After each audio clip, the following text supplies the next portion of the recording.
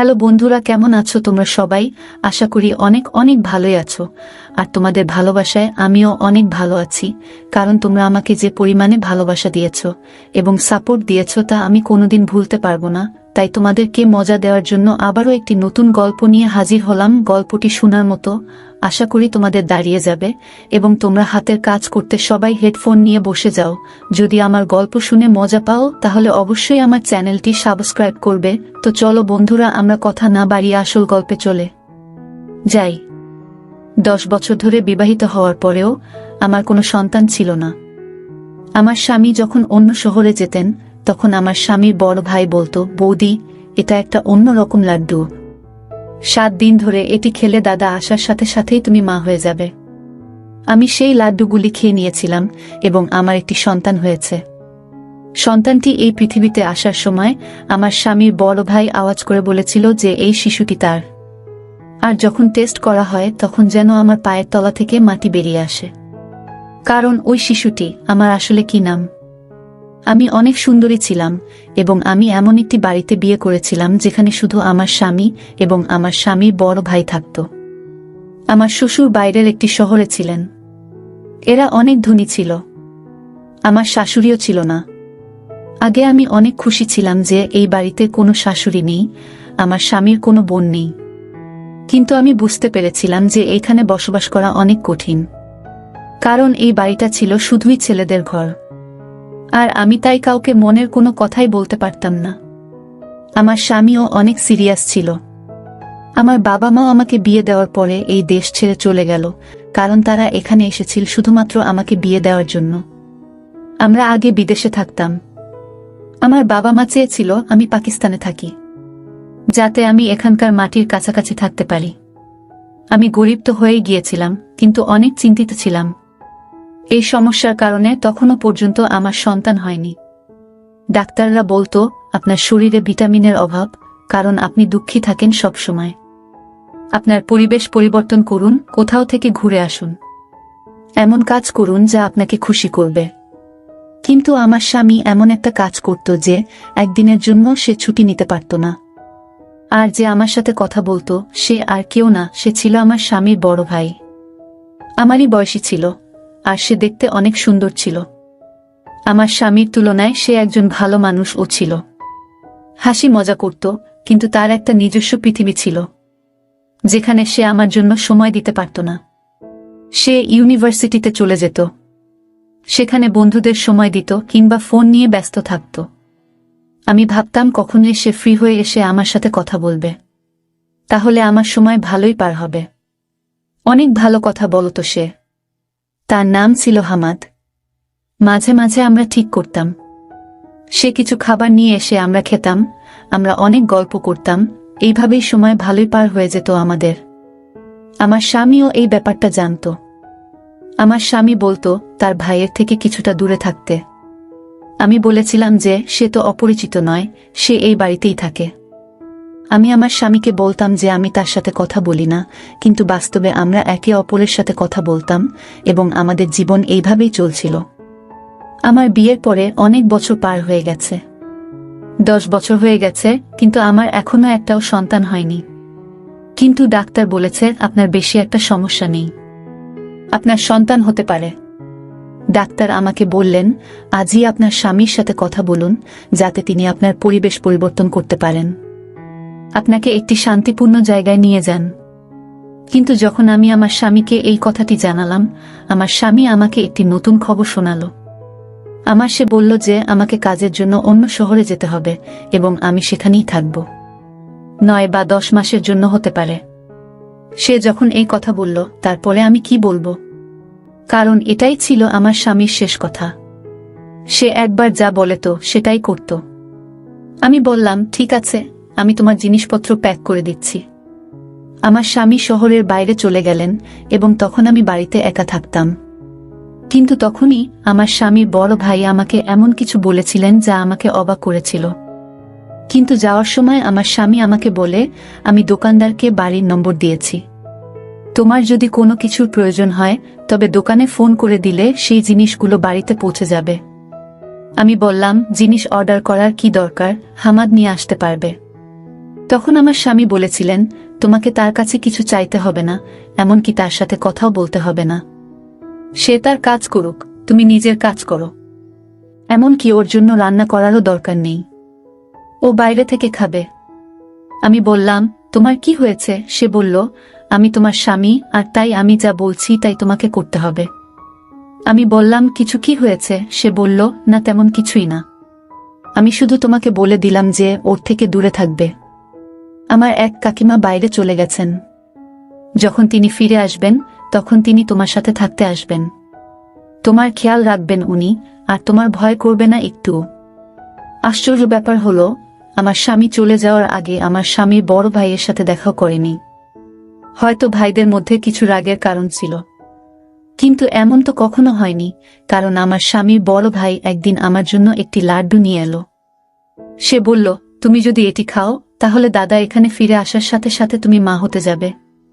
যদিও আমি আমার স্বামীর বড় ভাইয়ের সাথে এইসব কথা আগে কখনো বলিনি, কিন্তু আমার স্বামীর বড় ভাই ছিল অন্য রকমের। আমরা একে অপরের সাথে বন্ধুর মতো কথা বলতাম। সে বলল, অনেক দিন হয়ে গেছে, দাদা বুঝতে পারছে না। সে তোমার চিকিৎসা করায় না, আর তোমাকে কোথাও নিয়েও যায় না, কিন্তু আমি এই বাড়িতে একটি সন্তান দেখতে চাই, যাতে তোমার মুখ থেকে কষ্টের ছাপ মুছে যায়। এই জন্যই আমি এই কুরআন পড়া লাড্ডু নিয়ে এসেছি। তোমাকে 7 দিন ধরে এটি খেতে হবে, তারপরে দাদা যখন আসবে তখন সুসংবাদ পাবে।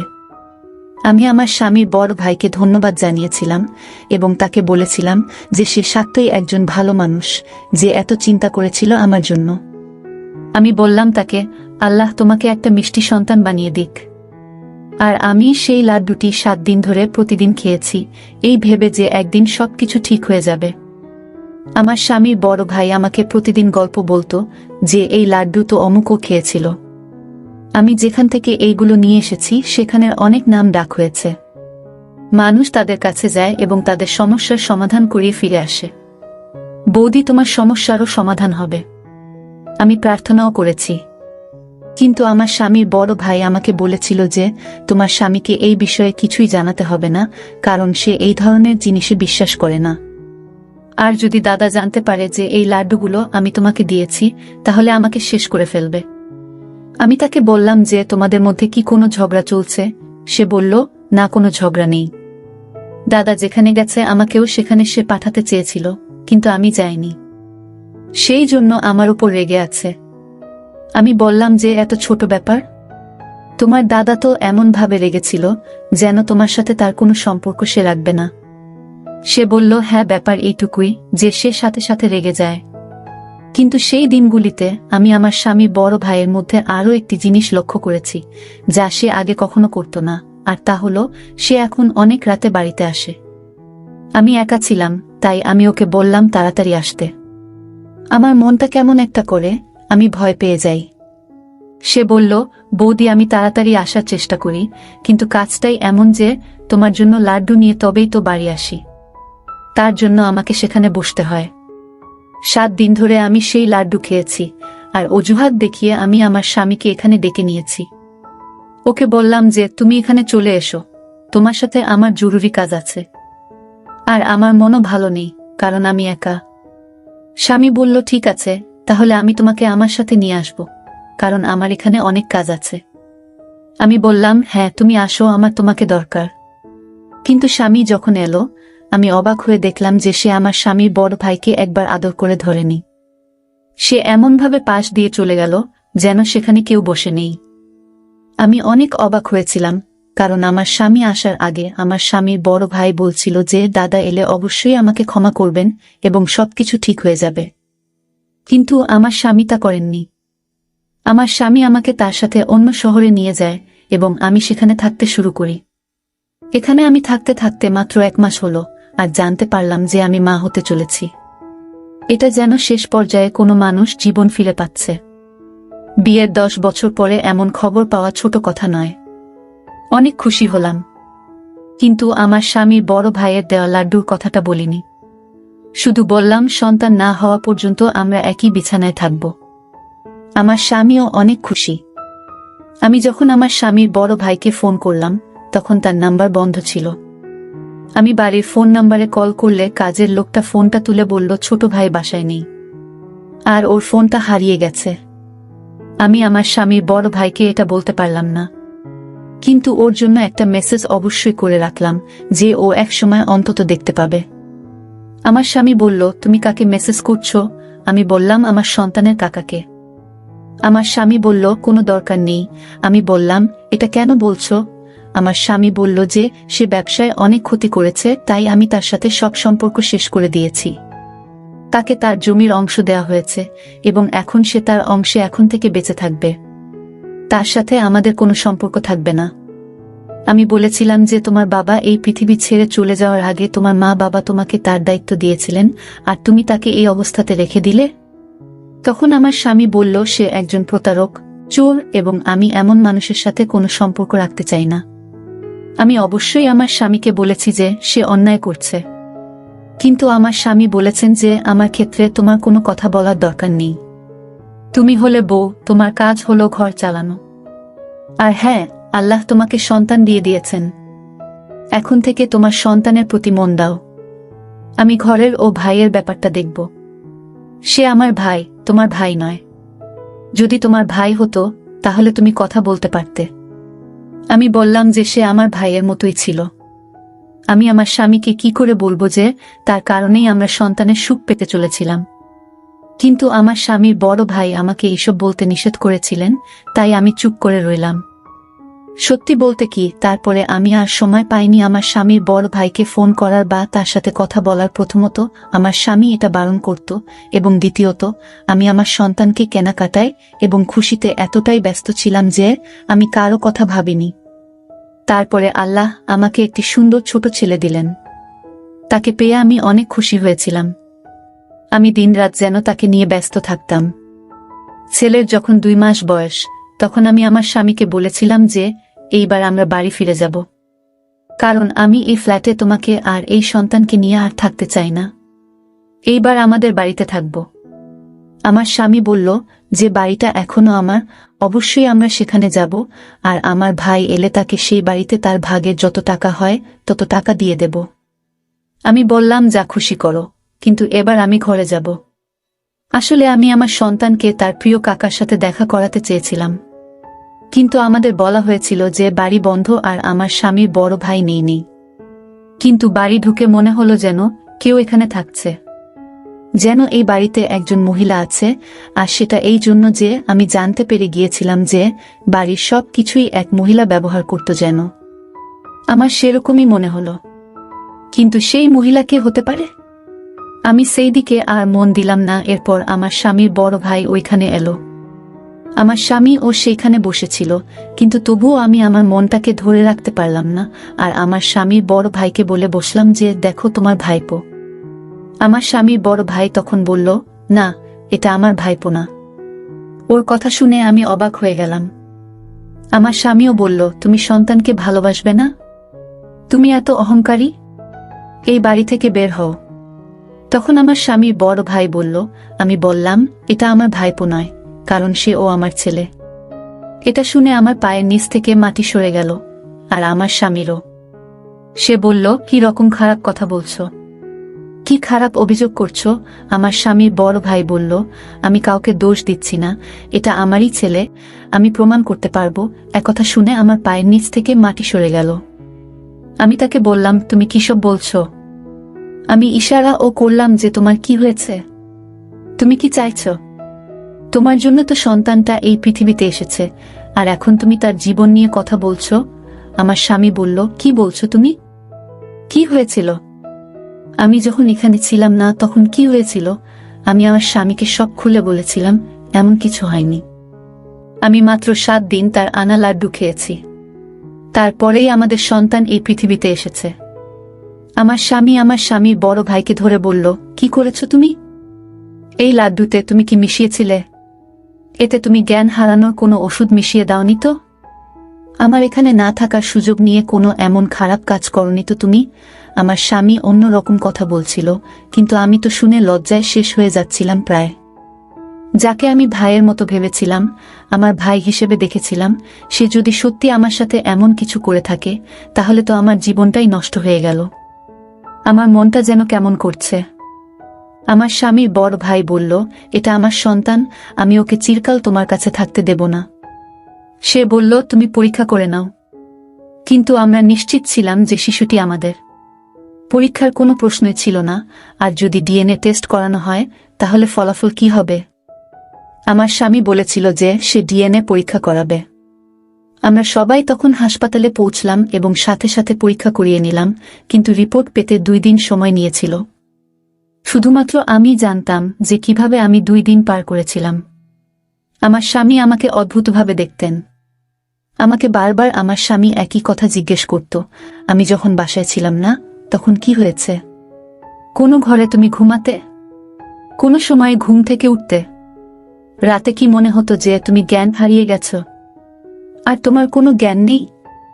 তুমি কি ঘুমের সময় ঘরের দরজা ভিতর থেকে তালা দিতে? আমি আমার স্বামীর প্রশ্নে বিরক্ত হলাম। আমি তাকে বললাম, আমি এমন কিছুই করিনি। কিন্তু ততক্ষণে রিপোর্ট হাতে এসেছে। যখন রিপোর্টের খাম খুলে ফলাফল দেখা গেল, রিপোর্টটি আমার স্বামীর হাত থেকে পড়ে যায়। কারণ রিপোর্ট অনুযায়ী এই শিশুটি আমার স্বামীর নয়, আমার স্বামীর বড় ভাইয়ের। আমি মাটিতে বসে পড়ে কাঁদতে থাকলাম। আমার স্বামী আমার দিক থেকে মুখ ঘুরিয়ে নিল। আমার স্বামীর বড় ভাই বলল, আমি তোমাদের সাথে কিছুই করিনি, তোমাদের আমি সব বলবো। ডাক্তার বৌদিকে বলেছিলেন, তোমার এত সমস্যা নেই, চিকিৎসা করা যায়, কিন্তু তোমার স্বামী কখনো তোমার চিকিৎসা করিয়ে দেয়নি। তাই আমি তোমাদের জীবনে সুখ দিতে চাই।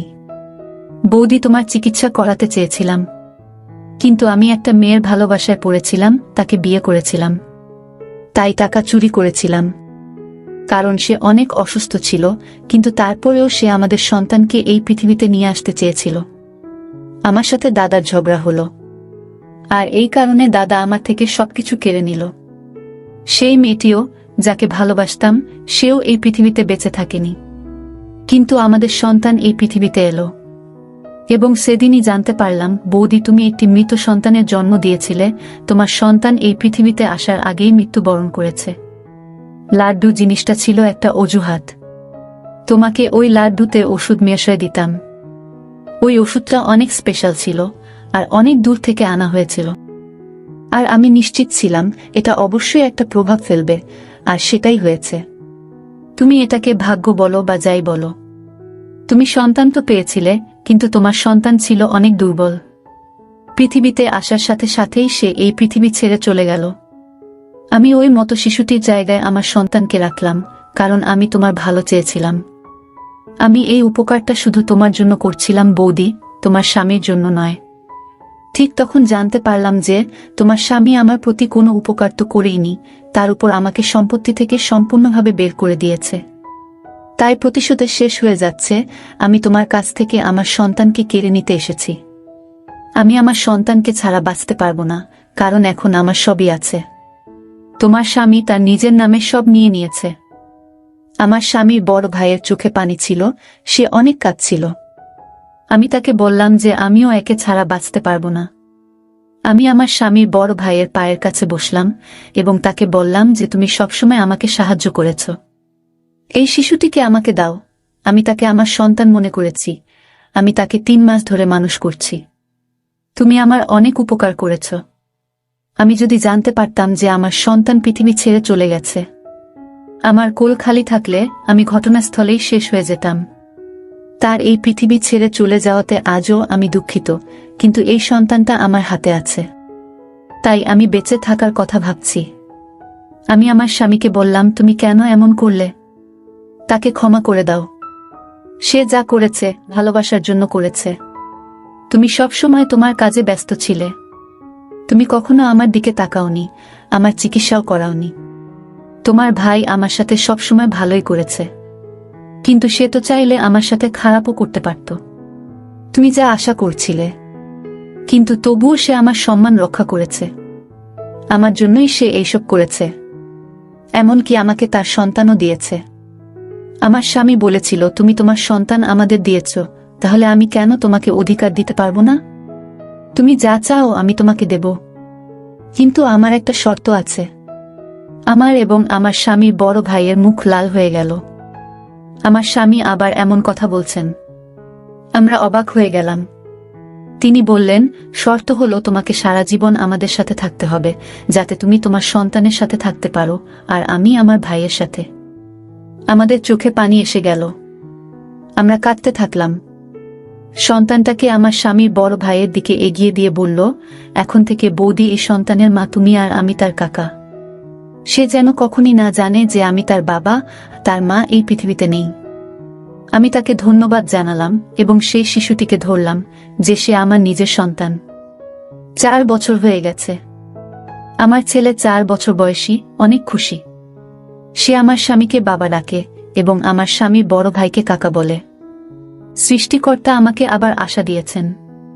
আমি অনেক খুশি এবং আমাদের জীবনে অনেক ভালো খবর এসেছে যে আমরা আজ সন্ধ্যায় আমার স্বামীর বড় ভাইয়ের জন্য মেয়ে দেখতে যাচ্ছি। সে বলেছে যে সে যে কোনো মেয়েকে বিয়ে করতে রাজি। আমি চাই সে নতুন করে তার জীবন শুরু করুক। আমরা একটি বাড়িতে থাকি এবং সম্পত্তি আমাদের সকলের। এটি ছিল আমাদের আজকের গল্প। বন্ধুরা, আজকের ভিডিওটা এখানেই শেষ করলাম। অনেক কষ্ট করে ভিডিওটি আপনাদের জন্য বানিয়েছি। যদি ভিডিওটি আপনাদের ভালো লেগে থাকে তাহলে একটা লাইক করবেন এবং চ্যানেলটি অবশ্যই সাবস্ক্রাইব করবেন।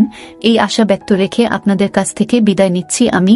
দেখা হবে আগামীকালের নতুন কোনো ভিডিওতে। সে পর্যন্ত সবাই ভালো থাকুন, সুস্থ থাকুন। ধন্যবাদ।